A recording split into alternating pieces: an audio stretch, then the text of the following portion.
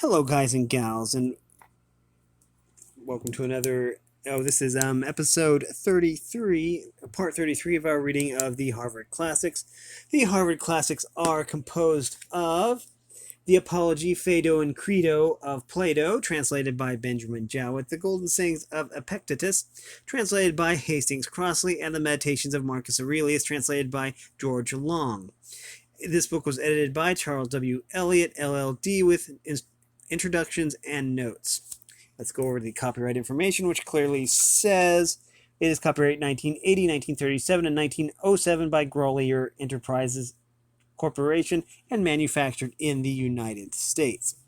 Now, it looks like we left off with number 45, so we will be continuing from there. So, anyways, there we go. Okay, now, number 45.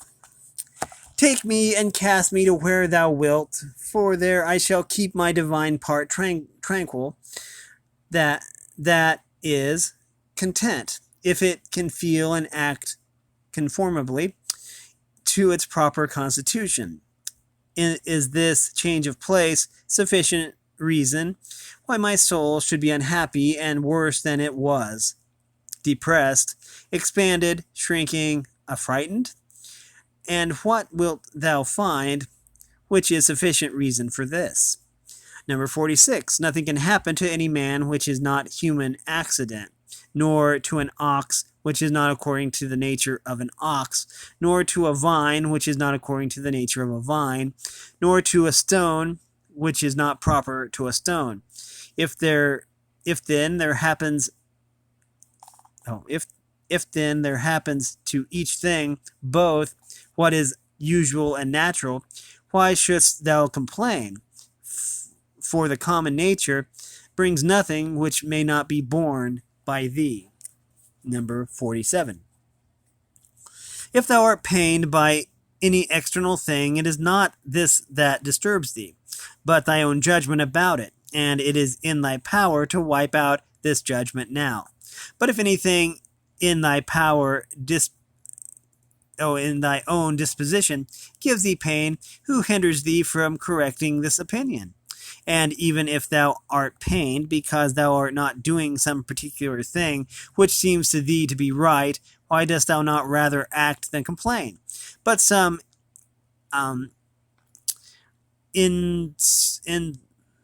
insuperable obstacle is in the way.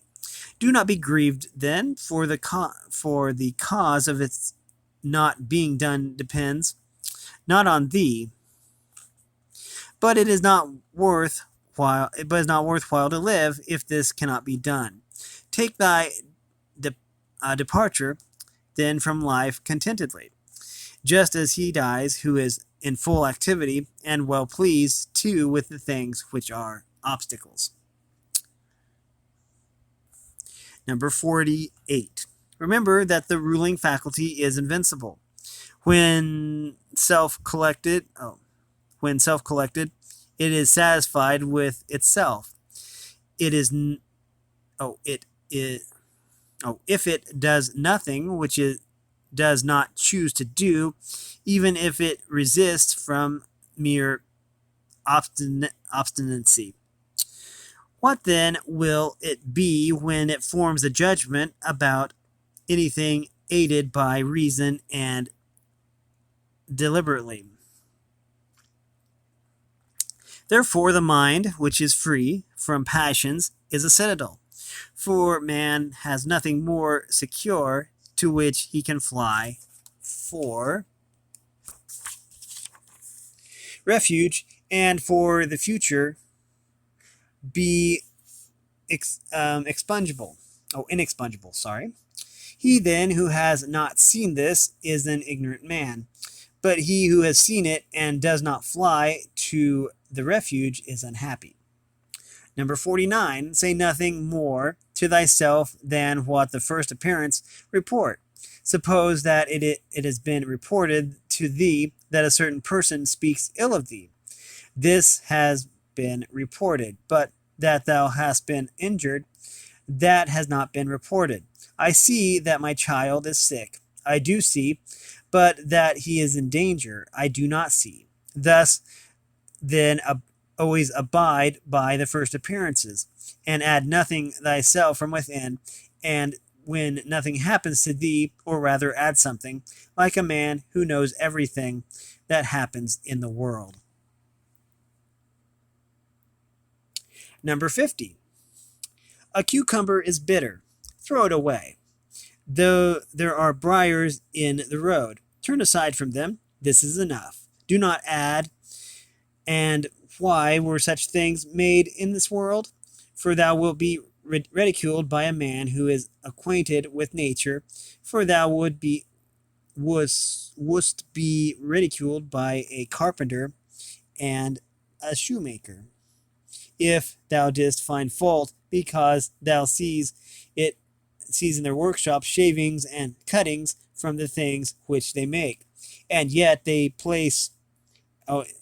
have places into which they can throw these shavings and cuttings, and the universal nature has no external space. But the wondrous part of her art is that though she has circumscribed herself, everything within her which appears to decay and to grow old and to be useless, she changes into herself and again makes other new things from these very same, so that she requires neither substance from without nor wants a place into which she may cast that which decays. She is content then with her own space and her own matter and her own art. Number 51. Neither in this action be sluggish, nor in this conversation without method, nor wandering in thy thoughts, nor let there be in thy soul inward contention, nor external effusion, nor in life be so busy as to leave no leisure. Suppose that men kill thee, cut thee into pieces, curse thee. What then can these things do to prevent thy mind from remaining pure, wise, sober, just? For instance, if a man should stand by a limpid, pure spring and curse it, the spring never ceases sending up potable water. And if he should cast clay into it or filth, it will speedily disperse them and wash them out, and will not be at all polluted. Now then, shalt thou possess a perpetual fountain, and not a mere well, by forming thyself hourly to freedom, conjoined with contentment, simplicity, and modesty. Number 52. He who does not know what the world is does not know where he is, and he who does not know for what purpose the world exists does not know who he is, nor what the world is. But he who has failed in any one of these things could not even say for what purpose he exists himself. What then dost thou think of him who avoids or seeks the praise of those who applaud, of men who know not either where they are or who they are? Number 53. Dost thou wish to be praised by a man who curses himself thrice every hour? Wouldst thou wish to please a man who does not please himself? Does a man please himself who repents of nearly everything that he does? Number 54. No longer let thy breathing only act in concert with the air which surrounds thee, but let thy intelligence also now be in harmony with the intelligence which embraces all things, for the intelligent power is no different, diffused in all parts and pervades all things for him who is willing to draw it to him, than the aerial power for him who is able to respire it. Number 55, generally, wickedness does no harm at all to the universe, and particularly the wickedness of one man does no harm to another. It is only harmful to him who has it in his power to be released from it as soon as he shall choose. Number 56, to my own free will and the free will of my neighbor is just as indifferent as his poor breath and flesh. For though we are made especially for the sake of one another, still the ruling power of each of us has its own office, for otherwise my neighbor's wickedness would be my harm, which God has not willed in order that my unhappiness may not depend on another. Number 57. The sun appears to be poured down, and in all directions. Indeed, it is diffused, yet it is not effused, for this diffusion is extension. Accordingly, its rays are called extensions because they are extended. But one may judge what kind of a thing a ray is if he looks at the sun's light passing through a narrow opening in a darkened room, for it is extended in a right line, and as it were, it is divided when it meets with any solid body which stands in the way and intercepts the air beyond. But there the light remains fixed and does not glide or fall off. Such then ought to be the outpouring and diffusion of the understanding, and it should in no way be an infusion, but an extension, and it should make no violent or impetuous collision with the obstacles which are in its way, not yet fall down, but be fixed and enlighten that which receives it. For a body will deprive itself of the illumination if it does not admit it. Number 58. He who fears death either fears the loss of sensation or a different kind of sensation. But if thou shalt have no sensation, neither wilt thou feel any harm. And if thou shalt acquire another kind of sensation, thou wilt be a different kind of living being, and thou wilt not cease to live. Number 59. Men exist for the sake of one another. Teach them then, or bear with them. Number 60. In one way an arrow moves, in another way the mind. The mind indeed, both when it exercises caution and when it is employed about inquiry, moves straight onward, not the less, and to its object. Number 61, enter into every man's ruling faculty, and also let every other man enter into thine. This is now chapter 9. Okay, as I said, this is chapter 9.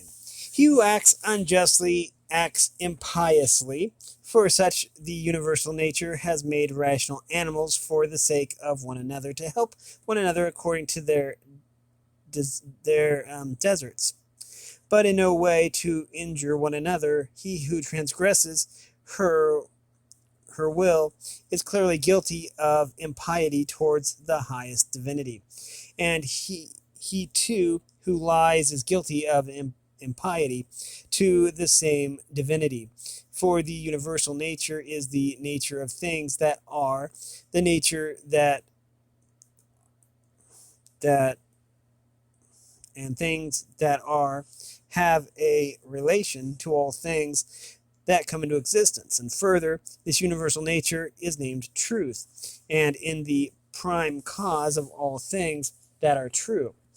He then who lies intentionally is guilty of impiety, inasmuch as he acts unjustly by deceiving, and he also who lies unintentionally, inasmuch as he is at variance with the universal nature, and inasmuch as he disturbs the order by fighting against the nature of the world. For he fights against it, who is moved of himself to that which is contrary to truth. For he has received powers from nature through the neglect of which he is not able now to distinguish falsehood from truth. And indeed, he who pursues pleasure as good and avoids pain as evil is guilty of impiety. For the necessity such as man must often find fault with the universal nature, alleging that it assigns things to the bad and the good contrary to their deserts. Because frequently the bad are in the enjoyment of pleasure and possess the things which procure pleasure, but the good have pain for their share and the things which cause pain. And further, he who is afraid of pain will sometimes also be afraid of some of the things which will happen in the world, and even this is impiety. And he who pursues pleasure will not abstain from injustice, and this is plainly impiety. Now, with respect to the things towards which the universal nature is equally affected, for it would not have made both unless it was equally affected towards both. Towards these, they who wish to follow nature should be of the same should be of the same pleasure or death and life or honor and dishonor, which the universal nature employs equally. Whoever is not equally affected is manifestly acting impiously, and I say that the universal nature employs them equally, instead of saying that they happen alike to those who are produced in continuous series, and to those who come after them by virtue of a certain original movement of providence, according to which it moves from a certain beginning to this ordering of things, having conceived certain principles of the things which were to be, and having determined powers productive of beings and of changes and of such like successions. Number 2, such be a man happiest. It would be a man's happiest lot to depart from mankind without having had any taste of lying and hypocrisy and luxury and pride. However, to breathe out one's life when a man has had enough of these things is the next best voyage. As the saying is, hast thou determined to abide with vice, and has not experience yet induced thee to fly from this pestilence? For the destruction of the understanding is a pestilence, much more indeed than any such corruption and change of this atmosphere which surrounds us. For this corruption is a pestilence of animals so far as they are animals, but the other is a pestilence of men so far as they are men. Number 3. Do not despise death, but be well content with it, since this too is one of those things which nature wills, for such as it is to be young and to grow old, and to increase and to reach maturity, and to have teeth and beard and gray hairs, and to beget and to be pregnant and to bring forth, and all other natural operations which the seasons of thy life bring. Such also is dissolution.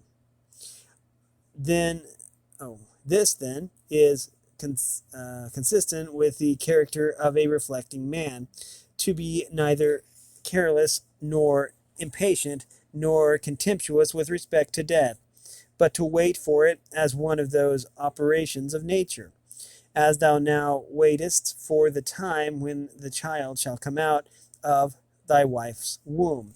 So be ready for the time when thy soul shall fall out of its envelope.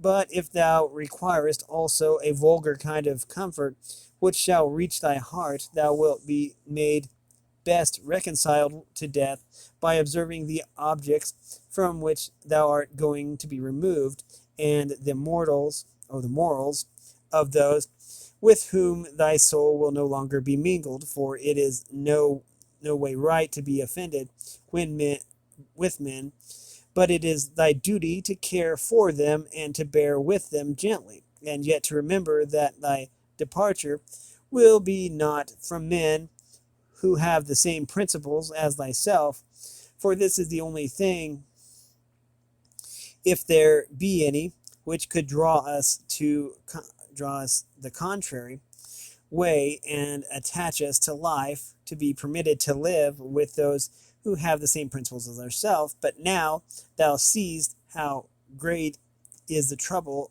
arising from the discordance of those who live together, so that thou mayest say, Come quick, O death, lest perchance I too should forget myself.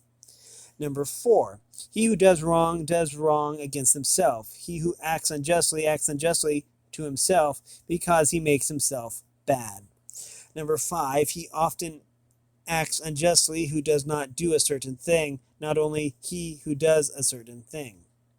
Number 6, thy present opinion founded on understanding, and thy present conduct directed to social good, and this present disposition of contentment with everything which happens, that is enough. Number 7, wipe out imagination, check desire, extinguish appetite, keep the ruling faculty in its own power. Number 8, among the animals which have no reason,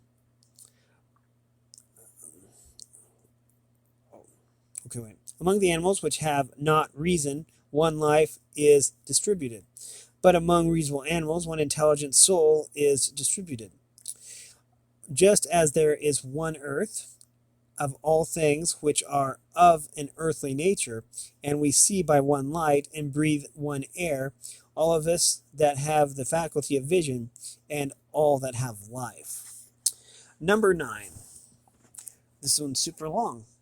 All things which participate in anything which is common to them all move toward that which is of the same kind with themselves.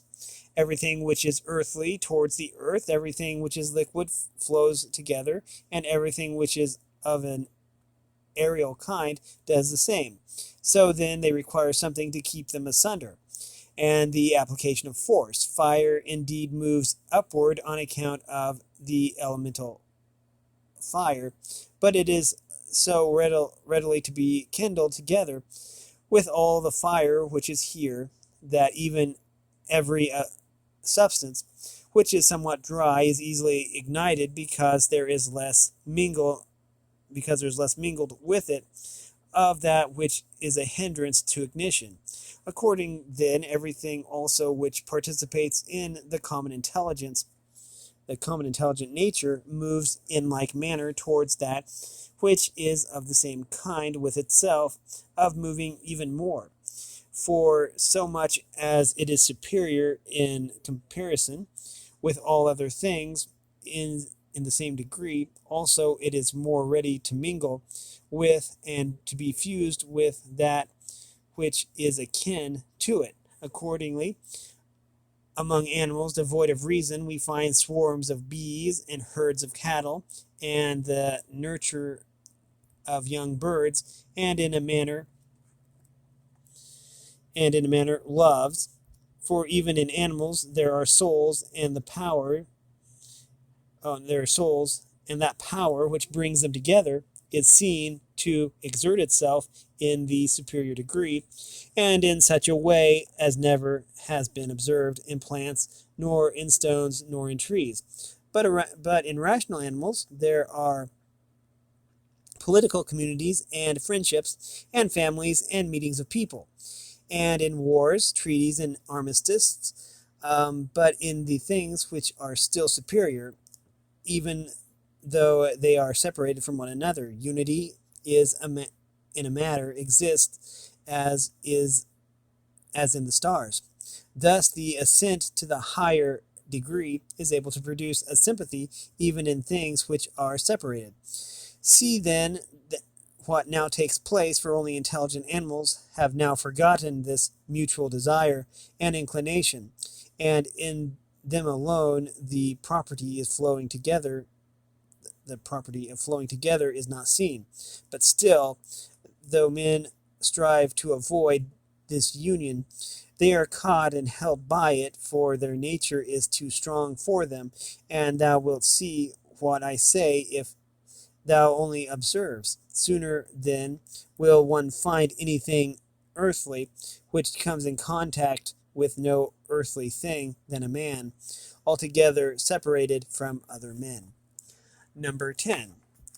Both man and God and the universe produce fruit as at the proper seasons each produces it. But if usage has especially fixed these terms to the vine and like things, then this is nothing. Reason produces fruit, both for all and for itself, and there are produced from it other things of the same kind as reason itself.